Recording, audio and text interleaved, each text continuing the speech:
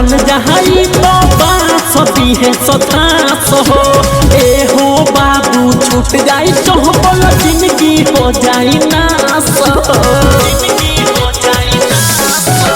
दुनू के बाता चल जहाई तो बास दिहे सतास हो। ए हो बाबू छूट जाई चहबल जिंदगी हो जाई नास हो। बोला राजा वो हो तेरी कौना कौना से लड़बा।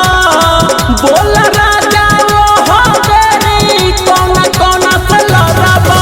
जब तू गो नाव पर चढ़ब अरे तू गो नाव पर चढ़ब तब मुँह हथियार के मरब। बाबू तू गो नाव पर चढ़ब तब सुन हथियार के मरब। बाबू तू गो नाव पर चढ़ब।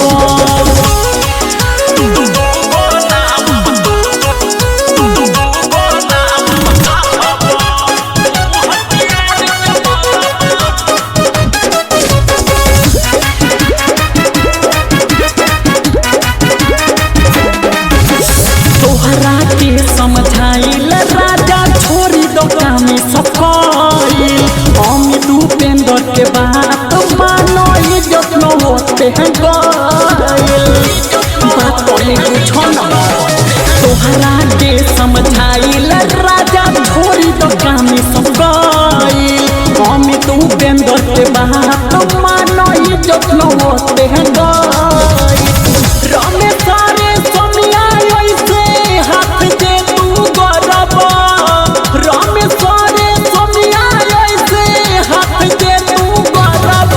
राजा तू गो नाव पर चढ़ब हाँ तू गो नाव पर चढ़ब तब मुँह हथियार के मरब। राजा तू गो नाव पर चढ़ब तब सुन हथियार के मरब। राजा तू गो नाव पर चढ़ब। Mixed by Ramesh Rishi.